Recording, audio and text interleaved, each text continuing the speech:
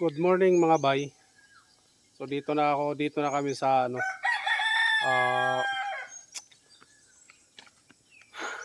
lupang Sinilangan. Yan yung bahay namin. Init. Ang init ngayon dito, sobrang init. Alas 8 pa lang maano na, nangagat yung init. Pagdating naman sa gabi, sobrang lamig. Kagabi kagabi pala kami dumating dito. Nag Sumakay na kami hinatid kami ng motor nila ni Manong Mali. Yan si Airpat. So yun, pag sa araw sobrang init. Tapos pag sa gabi naman sobrang lamig. Tapos nangangatog yung ito yung ganito, gumagano no. Nanginginig.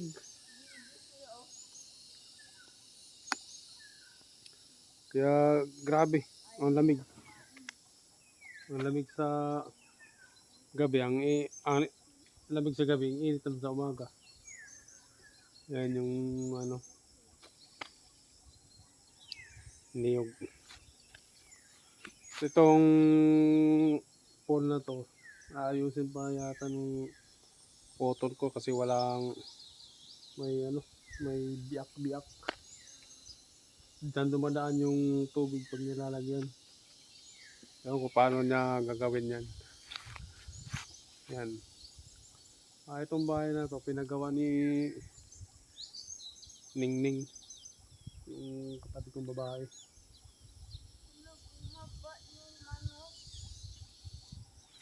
Yan.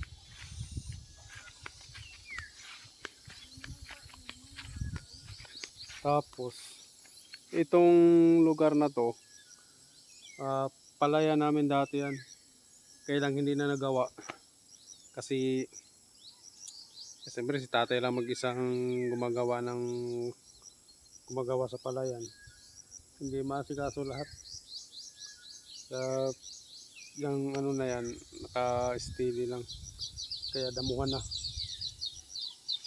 Itong baba naman, isa din gumagawa niyan, ibang may-ari. Kumbaga sinanla dun sa kapatid ko. Siyang pinagsanlaan niya, si tatay din ang gumagawa. So yun mga bay. Yun nandun yung mangga na yan nung maliliit pa kami. Diyan kami naglalaro. Alam mo yung para kang nagtataguan doon sa taas ng sanga ng mangga. Doon kami yung patawid-tawid sa sanga.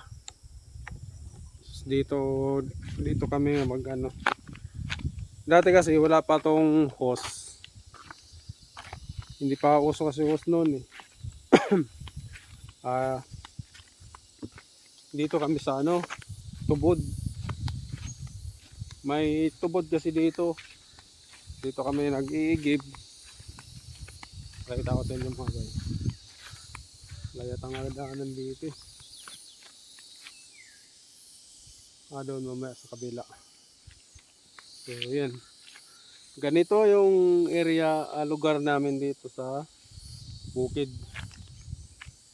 Yan, mga gubat na yan. Ayan mga bay, sariwang sariwa yung hangin. Wala kang maamoy na usok sa sobrang tapos yung kapaligiran mo green, puro kahoy. Kaya siguro malamig yung lugar, puro kahoy. Yun ang kagandahan dito sa probinsya, marami sang kahoy. Kaya lang Ang mahirap dito, pag tatamad-tamad ka, walang mangyayari sa iyo. Dapat masipag ka kasi kahit anong pwede mong pagkakitaan dito basta masipag ka. Pero pag tamad ka, wala. At least dito, hindi ka nangungupahan ng bahay.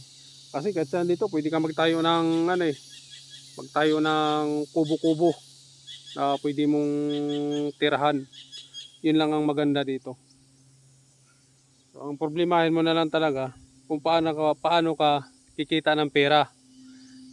So, ganoon naman talaga, pera na talagang mahirap kitain dito. Pero maganda sa probinsya. Basta may hanap buhay ka lang na maganda kung may pagkakitaan ka. Kasi malalanghap mo dito, sariwang hangin, tapos walang pollution, walang usok, o walang ingay, tahimik. Kumbaga masarap yung pakiramdam mo na walang maingay sa paligid mo.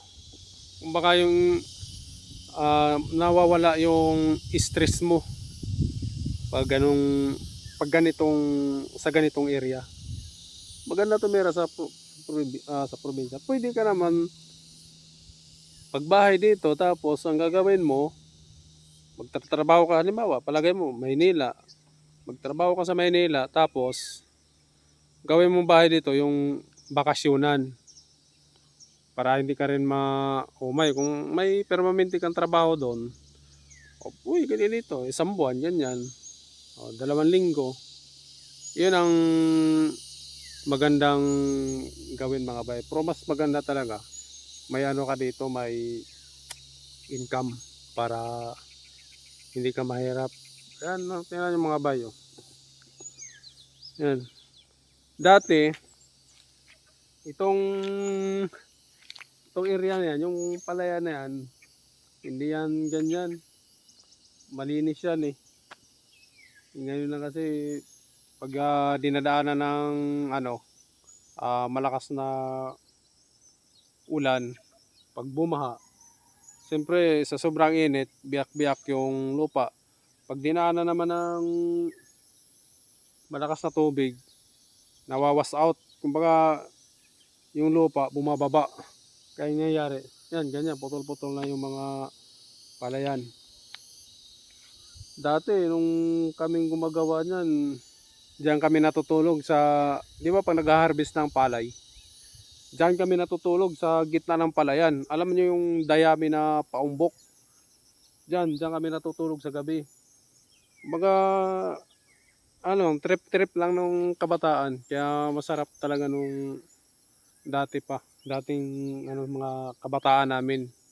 Ngayon hindi na kasi pag yung mga bagong sibol ngayon, gusto nila na pupunta sa ibang lugar, doon sila mananarbaho. Tapos parang uuwi lang dito pag yun, magbakasyon. Dati kasi pag gusto mo magkapera, yun, mananarbaho ka diyan. Ang tawag kasi sa amin yung nagtatabas ng damo, lampas. O maglampas ka. Magkano yung sahod dati pag naglampas? 15 pesos ang bayad mo sa isang araw. Malaking bagay na yun mga bay. Marami ka nang mabibiling pangangailangan mo dun sa bahay. Makabili ka ng asin, sabon, yan, mantika, bigas. Magkano lang yung bigas dati? Naabutan ko pa ngayon 6 pesos ang kilo ng bigas. So ganun ka ganda nung panahon. Ngayon, wala na, mahirap talaga.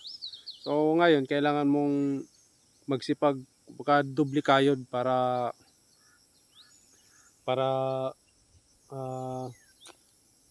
mabuhay tayo. So ganun yun mga bay. Ang ganda niya no. Mga bay.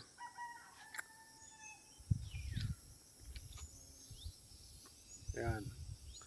So hindi pa naikot niyan. Pag naikot ko yung maganda talaga dito pag yun nga, yung bakasyonan mo lang para hindi ka maumay. Kasi pag hindi ka sanay dito, mag-stay ka ng mga 2 buwan, ako, napakalungkot. Eh kung sanay ka naman sa ganito katahimik na lugar, masarap. Masarap tumira. Pero pag sanay ka dun sa lugar na medyo maingay, ay mabuburing ka dito. Ang ganda rito itong mga tumira talaga. Tahimik yan. Narinig nyo mga bay pag hindi ako nagsalita.